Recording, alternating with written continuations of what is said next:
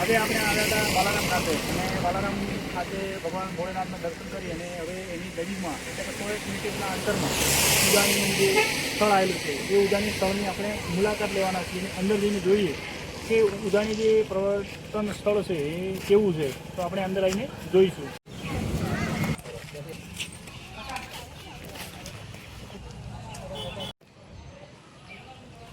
ઉજાણાની અંદર વળતાની સાથે જ જે પિકનિક સ્પોટ છે જ્યાં લગ્ન માટેનું પ્રી વેડિંગના ફોટોશૂટ અને વિડીયો શૂટ કરવામાં આવે છે. આપણે માત્ર હજી ગેટની અંદર જ દાખલ થયા છીએ અને ગેટની અંદર દાખલ થયાની સાથે તમે જોઈ શકો છો કે જે ઝાડ છે એ ઝાડ કેટલા સરસ મજાના લગાવેલા છે અને પહેલાં જ જે આપણે સ્પોટની અંદર આવ્યા છે તો ત્યાં તમે જોઈ શકો છો કે બગીચો કેવો સરસ બનાવેલો છે કે જ્યાં લોકો આવીને પોતાના ફોટો વેડિંગ શૂટિંગ કરાવે છે.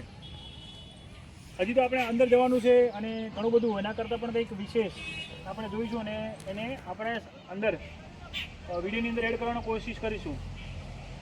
ચાલુ વરસાદ છે એટલે આજે આપણે મોબાઈલનું કવરનું મોબાઈલ પણ સુરક્ષા રાખીને ફરી રહ્યા છીએ અને જે અત્યારે મારી સાથે જે મારો મિત્ર વિડીયો બનાવ્યો છે એ પણ બહુ ધ્યાન રાખીને વિડીયોને બનાવી રહ્યો છે. તો મિત્રો આપણે તમને આજે ઉજાણી જે સ્થળ પાલનપુરથી 10-12 કિલોમીટરના અંતર આવેલું છે તો એ માત્ર ન ચોમાસાની અંદર પણ ચોમાસા સિવાયની ઋતુમાં પણ આ એક સ્થળ એવું છે કે જ્યાં તમે ફરવા જઈ શકો છો તમારા મિત્રોની સાથે અને ત્યાં તમને બહુ જ મજા આવે એવું છે. આપણે આગળ જોઈશું કે હજી કેટલા એવા સારા જગ્યા છે. જો કે પહેલી જગ્યા જોતા જ મને બહુ મજા આવી છે પણ હું તમને આગળની જે જગ્યાઓ છે એ પણ બતાવીશ. તો આપણે માત્ર મુખ્ય રસ્તાથી અંદર ગયા હતા અને એક જ જગ્યાએ અંદર પ્રવેશ્યા હતા. પછી નક્કી કર્યું કે ભાઈ આપણે આગળ જઈને જોઈશું ને એની સુંદરતામાં કેટલી વધારે છે અથવા કેટલું સારું જોવા મળે છે. તો અહીં જોઈ શકો છો કે તમે એવું સરસ મજાનું એનું આયોજન કરેલું છે. આપણે એની અંદર આવેલી જે વિવિધ જગ્યાઓ કે જેને તમે જોઈ શકો છો કે મેઇન ગેટ છે, ટિકિટ બારી છે, ત્યાંથી આપણે અંદર જઈશું. ફરવા આવો છો ત્યારે તમે જોઈ શકો છો કે અહીંયા નજીકમાં જ એટલે કે આ દિવાલની પેલી બાજુ જ બાલારામ મંદિર છે અને તમને મનની ભરપૂર શાંતિ અને આંખની સુંદરતા આ તમામ વસ્તુનો સંગ્રહ એક સાથે તમને એક જગ્યાએ જોવા મળે છે. એક જગ્યાએ પ્રદર્શન સ્થળે આવવાથી નજીકમાં બાલારામ પેલેસ તમે વાત કરો, ઉજાણી કરો યા બાલારામ, આ ત્રણે ત્રણ એક જ જગ્યાએ.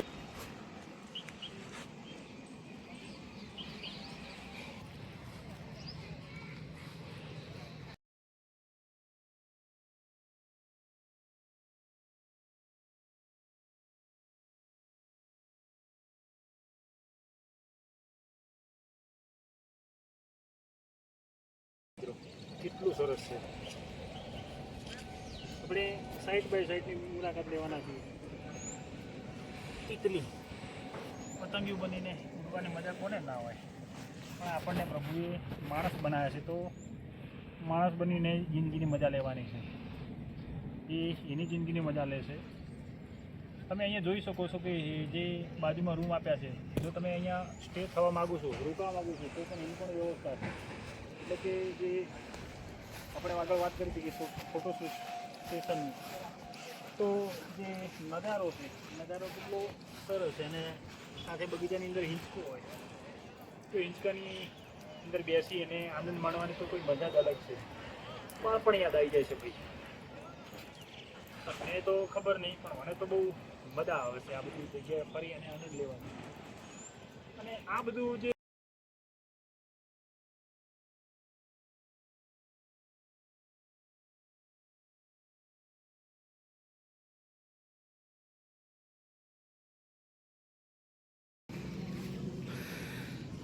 મિત્રો તમે જોઈ શકો છો કે આ મારો મિત્ર છે અને સીડી છે જવા માટે પણ મારો મિત્ર ખાલી આડા રસ્તે જ નીકળે છે. એ જંગલમાં ફરી ફરીને એને જંગલ જેવી આદત થઈ ગઈ છે. એ બહુ અતરંગી માણસ છે. તમે જોઈ શકશો હાલ ઝાડને પણ છેડા કરતો જ ફરશે. જો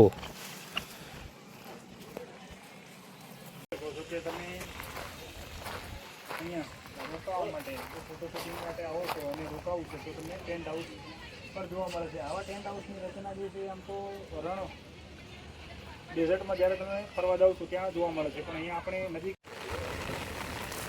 જર્મની લાગે છે કે સ્નેક જેવું લાગે છે પણ એ સ્નેક નથી, આ ચીની ગુલાબ છે. પણ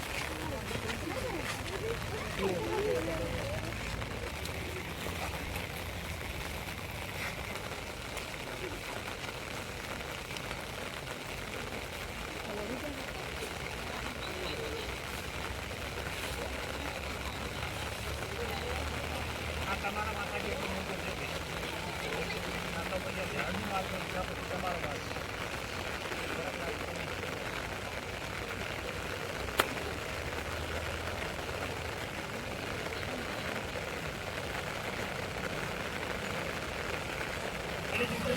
ચારસોની મજા આવે તો શા માટે ટ્રાય ન કરો કોઈ આવતો ને ગમે 2 વર્ષ પછી બેસવા મળ્યું ફરી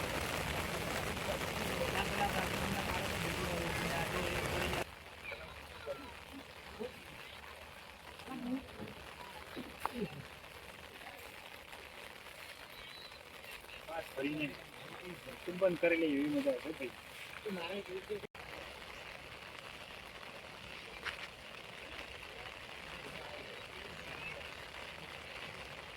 પ્રાણી બહાર કાઢે છે ભાઈ પ્રાણી બહાર આવ્યું છે બધું પ્રાણીને લાવ્યું બારે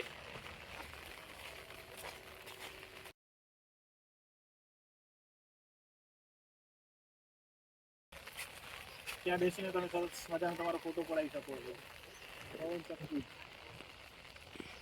ભાઈ લગભગ એટલું બધું છે એમ કે એક દિવસ ટ્યુશનમાં માટે આવો કે કંઈ આ ક્યાંકથી કંઈક જોઈને આવ્યો છે એટલે મને એમ કે પેલી બાજુ જઈએ અને ક્યાંક ફૂલો જોઈને આવ્યો છે કારણ કે એને આયા ત્યારથી છૂટા મૂક્યા છે તો લગભગ હું તો બધું નહીં ફરી શક્યો પણ એમને દોડીને બધું જોઈ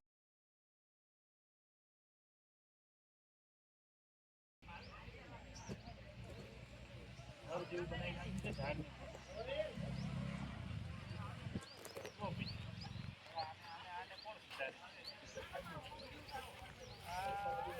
મને એમ તો હું જ કેળો છું આ તો મારે કેળા છે અંદર ઓહો ભાઈ મજા છે આવો તમે મજા કરો કેટલા દિવસ ઘરે બેસી રહ્યા છો બહાર નીકળો મજા લ્યો થોડાક માણસ બનીને પાછા આવીએ કારણ કે પછી આપણને શુભે ના એવું એવું બધું કરીએ એ પણ યોગ્ય નથી અને પછી આવી બધી સરસ મજાની હેચકા હોય તો પછી આ જો ભાઈ આ ટેણી છે પણ જો હરખી બેમ લાગતી નહીં અહીંયા ભાઈ તોડવાનું નથી આ આપણું નથી એનો મતલબ એવું નહીં કે આપણે એનું રક્ષણ નથી કરવાનું અહીંયા તમે જોશો તો રિસ્પેક્ટ ભાઈ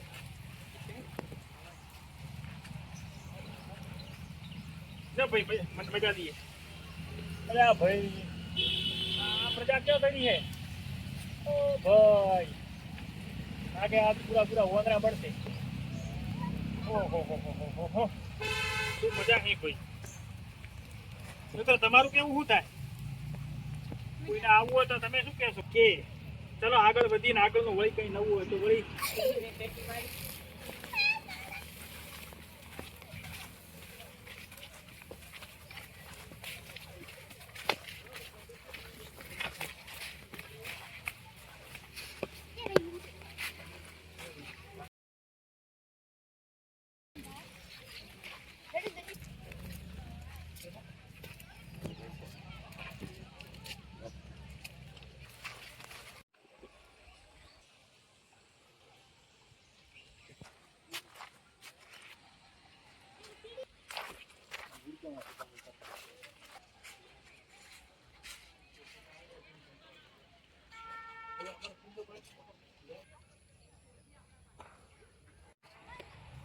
મિત્રો જોઈ શકો છો સન્ડેના દિવસે કેવો વધુ વધારે ટ્રાફિક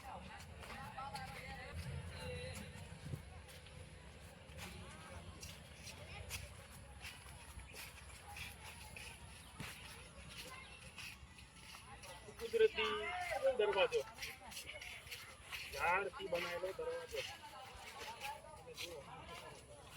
ઓસ્ટ્રેલિયન પામ છે જ્યાં પત્તા ન જોવા પણ તમને દોરા જેવી ડાળસી જોવા મળે છે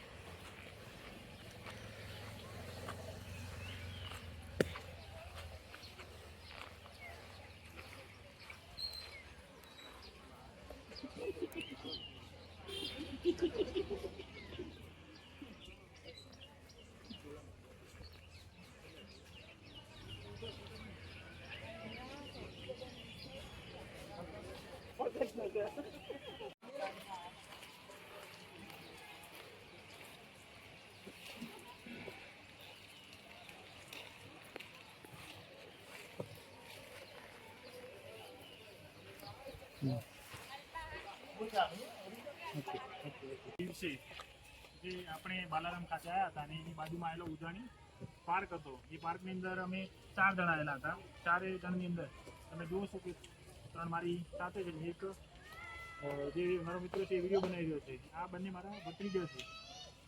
આ લય છે અને અમારી સાથે ભવ્ય છે. અને હું એમને પૂછીશ કે કેવી મજા આવી એમને આજે ફરીને. ભવ્ય કહીશ તને કેવી મજા આવી? આજે બહુ મજા આવી એવું છે એમ? ઉજાણી પાર્કમાં. તને ફરવાની મજા આવે છે કે બસ આવું જગ્યા જોવાની મજા આવે છે? બંનેમાં મજા આવે છે એમ ને? બરાબર બરાબર. હવે મારી સાથે લય છે તો એને પણ પૂછીશ કે લય તને શું લાગ્યું? કમળકુંડ જોયું? વાહ ભાઈ વાહ. બીજું શું શું જોયું? 3 માળની બિલ્ડિંગ. ઓહો. એટલે મતલબ કે તું આજે પાલનપુર પહેલી વાર આવ્યો છે એમ ને? બરાબર. બગીચો તને કેવો લાગ્યો? મનને શાંતિ મળી? એવું છે. તારે શું કહેવું? તારા મિત્રોને શું કહેવાનું થાય કે અમને એમ ફરવા જવું જોઈએ? જવું જોઈએ એમ ને? બરાબર. હવે તને બીજી વાર આવવાનું મન ખરું આમાં? હા એવું? બીજી વાર નહીં, અનેક વાર. અનેક વાર. સરસ. તો મિત્રો આ હતી આપણે આજની જે ઉજાણી ખાતેની મુલાકાત. અને મુલાકાતની સાથે મારા બે જે ભત્રીજાઓ છે, હું ઈચ્છું છું કે એ આવા પ્રકૃતિના સ્થળે જાય અને પોતાના જીવનની સાચી આનંદ માણતા રહે. તો મિત્રો મળીએ કોઈ આવતા નવા સ્થળે નવા જ અનુભવો સાથે. ત્યાં સુધી આપણે તમારી જોડે લઈએ રજા.